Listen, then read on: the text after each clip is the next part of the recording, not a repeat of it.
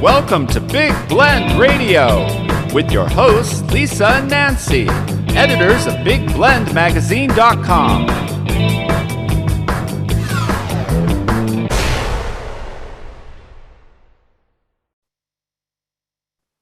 Hey everyone, welcome to Big Blend Radio with Nancy and Lisa. It is time for our Toast of the Art show. And we love DeGrazia Gallery in the Sun, which is in Tucson, Arizona. This is a 10-acre historic site. It is registered as a historic national landmark, and it is home to over 15,000 originals of Ted DeGrazia art pieces, including oil paintings, watercolors, ceramic sculptures. There's 6 permanent collections, but there's always new exhibits to go and see. It's one of those places that once you go, you'll never stop wanting to go back. And when we lived there, we'd go all the time. And everyone go to DeGrazia.org. And if you go to DeGrazia Gallery, you've got to go meet up with the Tucson dude. Lance Laber is the executive director. He's always on our shows, and we love having him here. So how are you, Tucson dude? I'm doing good, Lisa. How are you? Doing good, doing good. How is the monsoon season? I heard that you had a little bit of moisture. It's kind of a hit and miss where we really haven't had it yet. It's wanting to rain, but it hasn't really happened yet. So we're waiting with our fingers crossed. Because it's so beautiful when it does have those storms. It's just, there's nothing like a monsoon storm. Right, and it also cools the place off because it's been very hot. Yeah, I mean, it's the desert. You're in the desert. It is but the desert. Cooler. Yes, it is. You are cooler than Phoenix. So you get, if you're in Phoenix, go down to DeGrazia Gallery in the Sun, and the gallery has air conditioning. So it's a good thing to do if you're out in the, because like travelers that go in the summer, get up really early, go hiking in Saguaro National Park or something. And then in the afternoon, go to DeGrazia Gallery in the Sun. It's cool.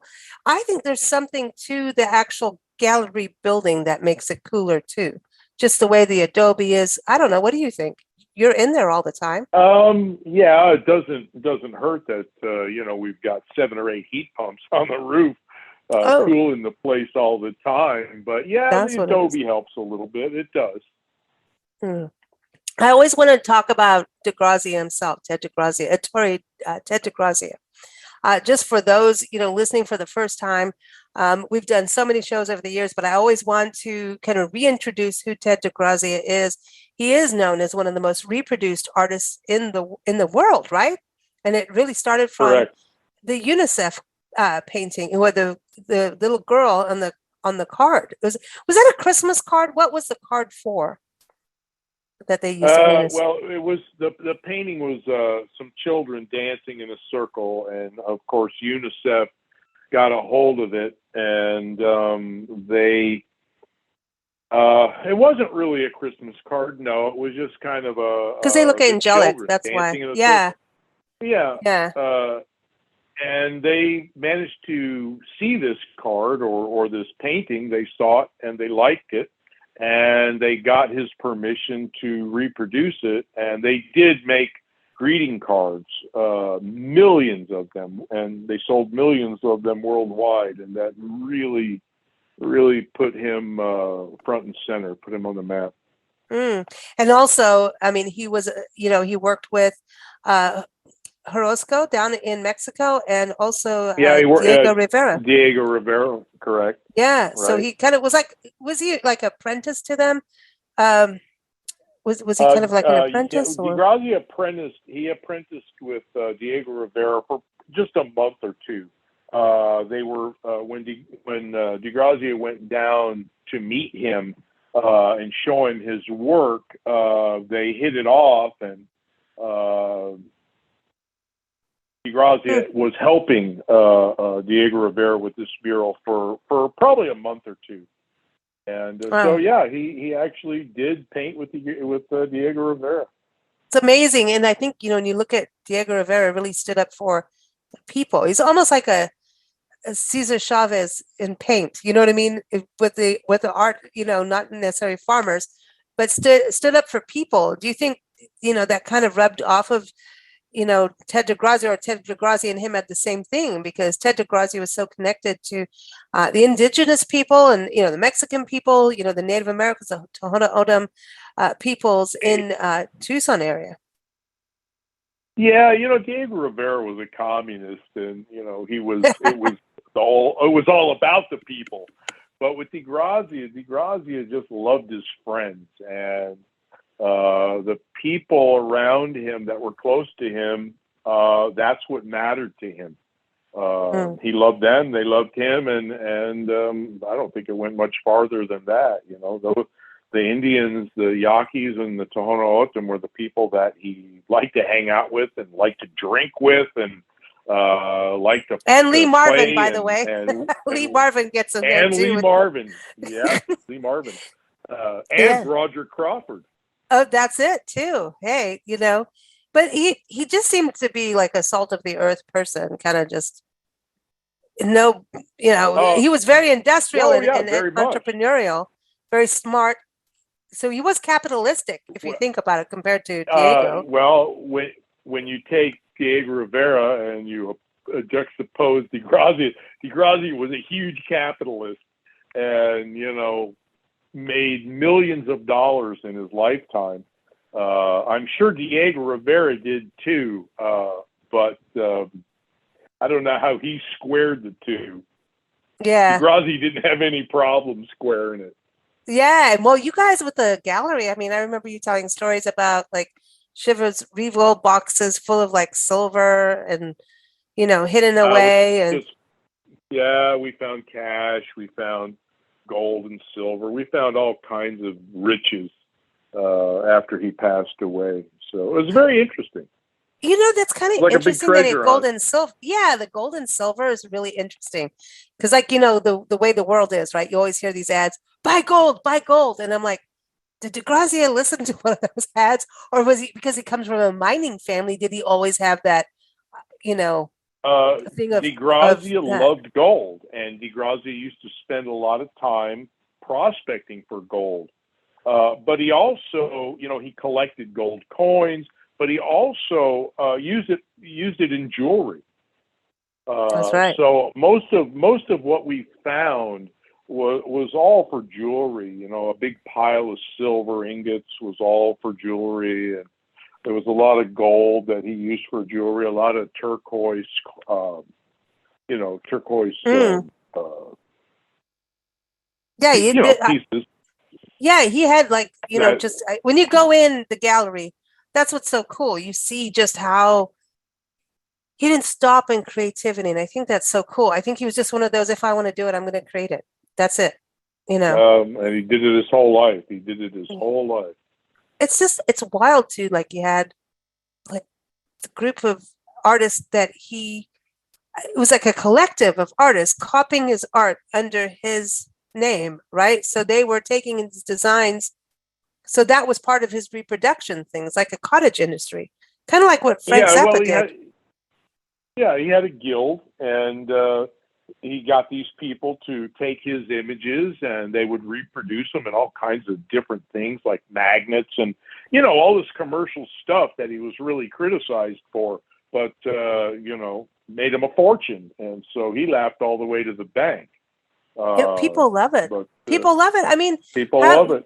Yep. Like I tell you all the time, Lance, wherever we go, we find something about DeGrazia. And, we travel full time. And, during COVID, we were like, oh, pet sitting sounds like a good idea. We can be isolated from people, and of course, we love animals. So it's a cool thing. We were even pets at a house in Dallas. I go to get a glass of water, and lo and behold, there's DeGrazia glasses. I looked at Nancy. I'm like, dude, this guy is everywhere. I don't care where you go in this country. He's there, dude. Seriously. It's so it's true. like Happens to me.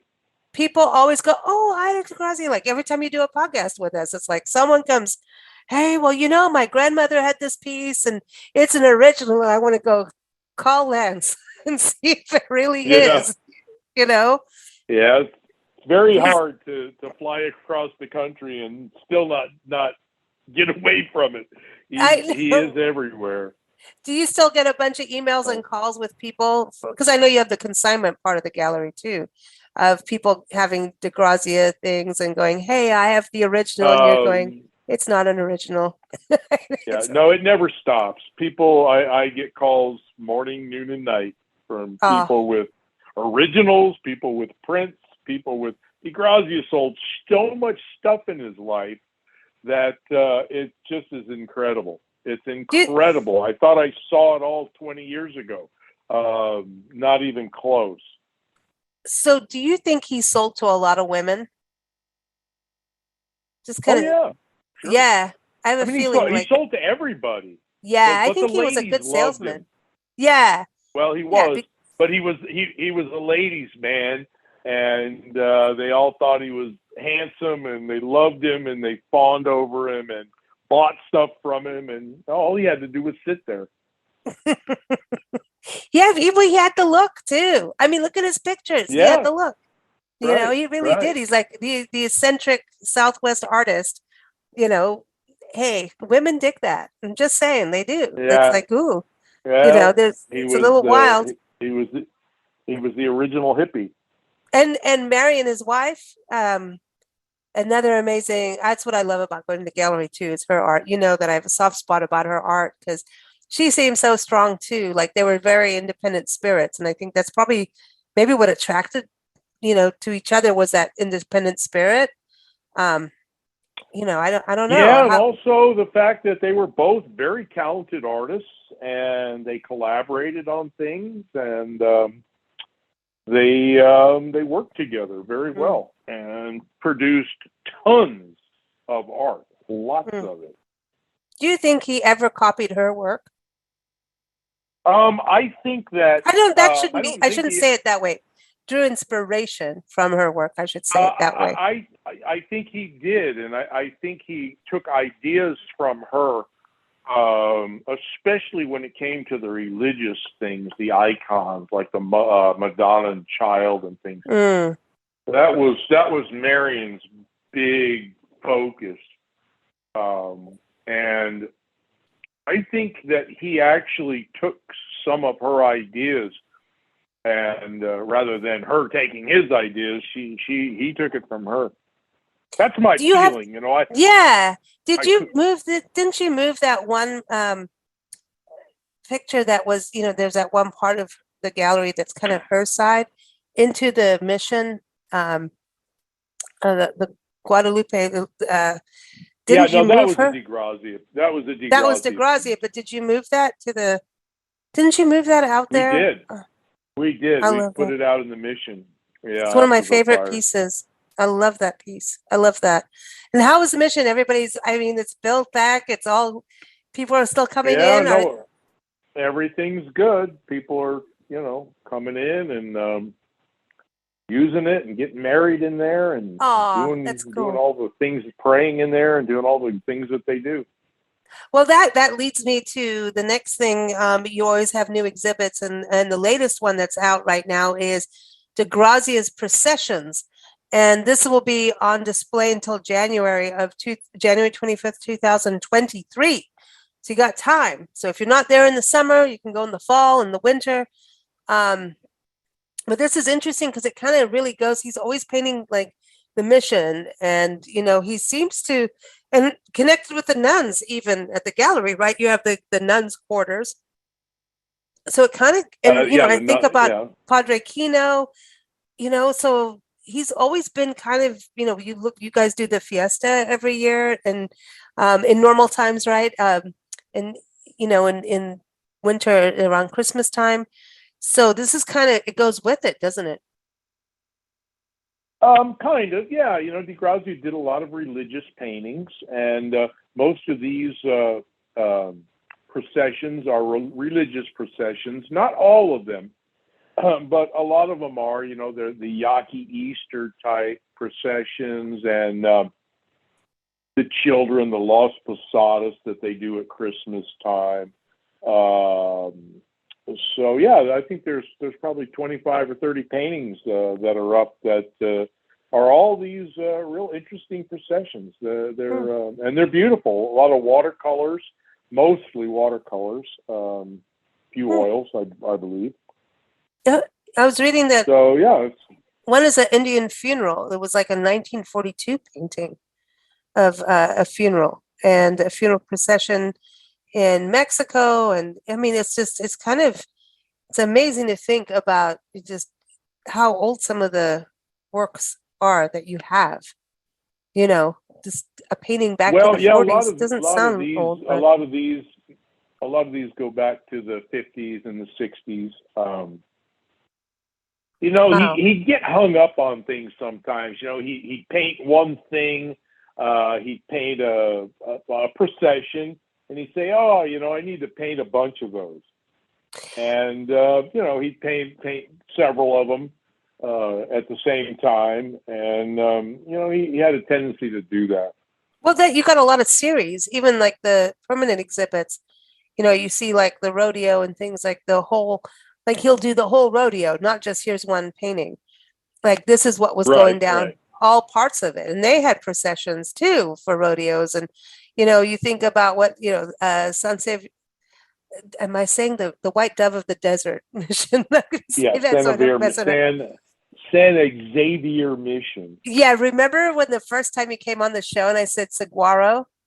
Do you remember giving me a lesson on the show about saguaros? It is not a saguaro. It is not a tuma. It is not a saguaro. That with someone who's from Arizona, that hurts their ears. Yeah, you're just like, no. And then, then we moved to Tucson. You're like, you can move to Tucson, but you better say saguaro. If you say saguaro, we're going to kick you out.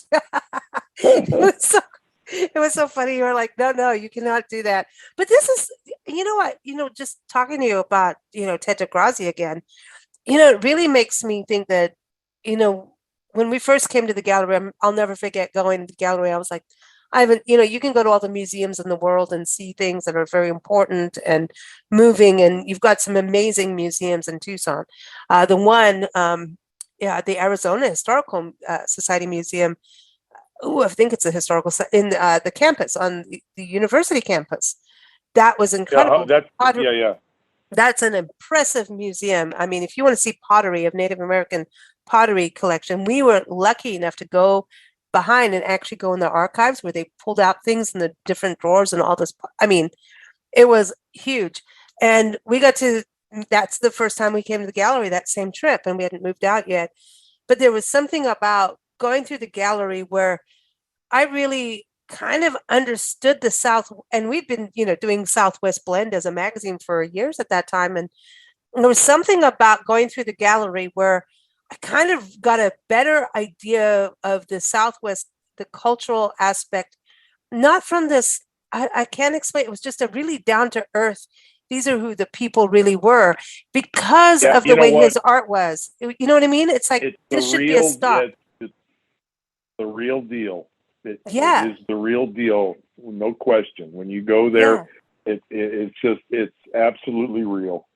Yeah, anybody going to the Southwest, I don't care if you're going to Utah, Colorado, Arizona, New Mexico, this should be on your list if you want a true Southwest experience and to understand the cultures who have lived there for thousands of years and the changes they've gone through.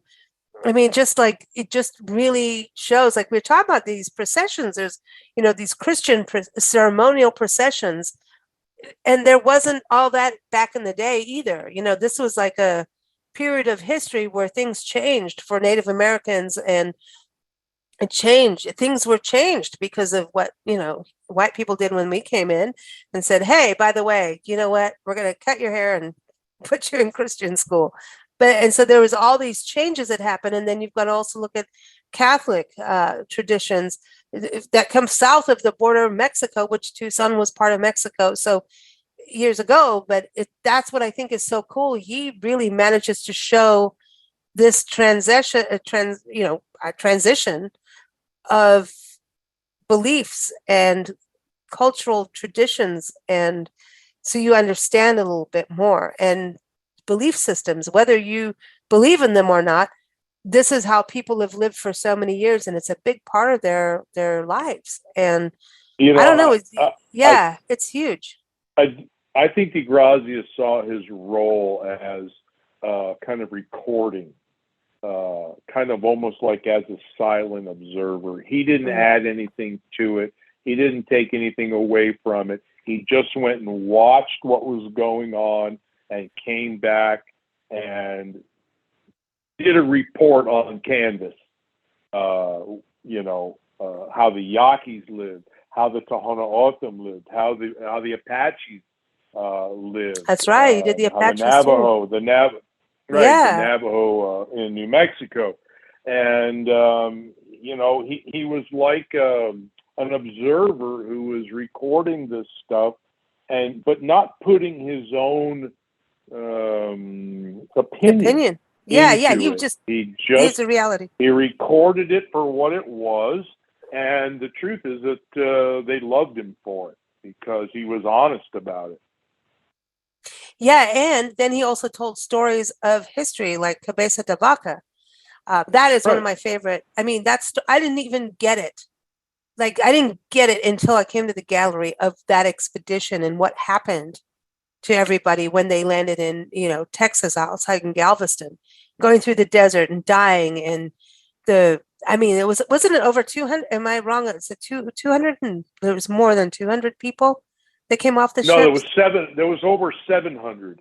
Wow, it's insane when you think about it. There were five different ships, and all the ships were packed with men, and they had a very bad expedition.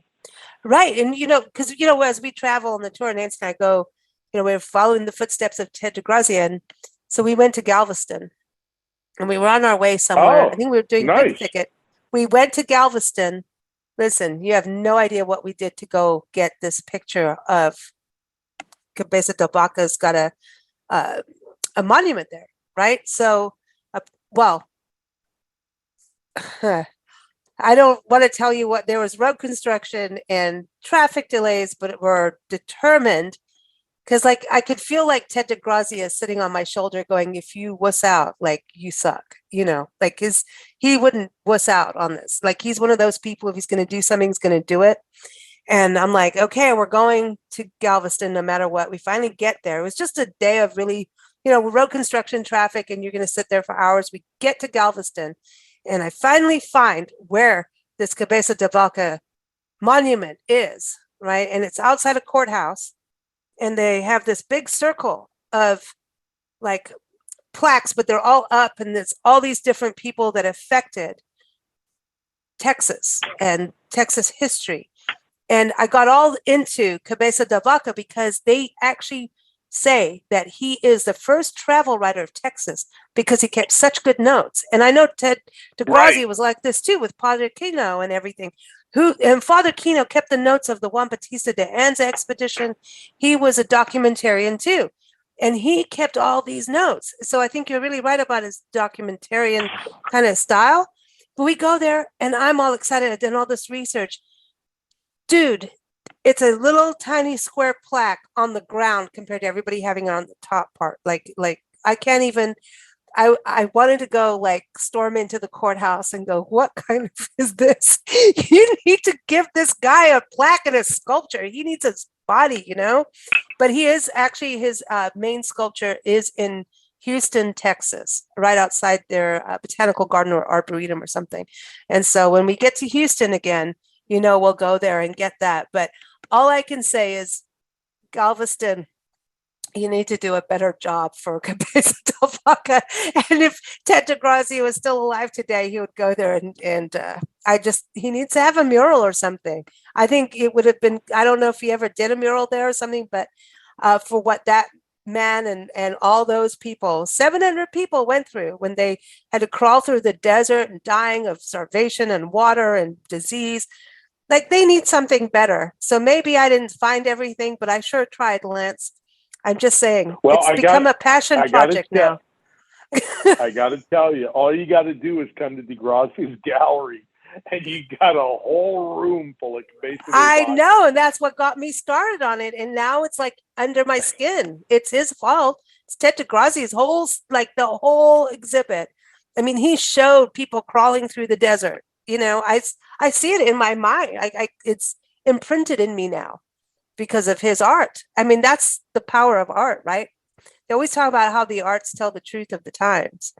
And I think he did a really good job on that. But I'll call you when we get to Houston, and hopefully it won't rain and we won't have traffic this time. But Okay.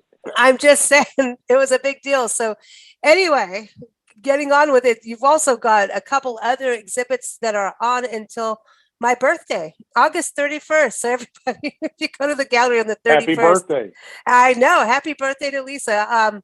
DeGrazia Sombreros. And so that's see, again, the sombrero. So he's documenting the tradition of the clothing with that.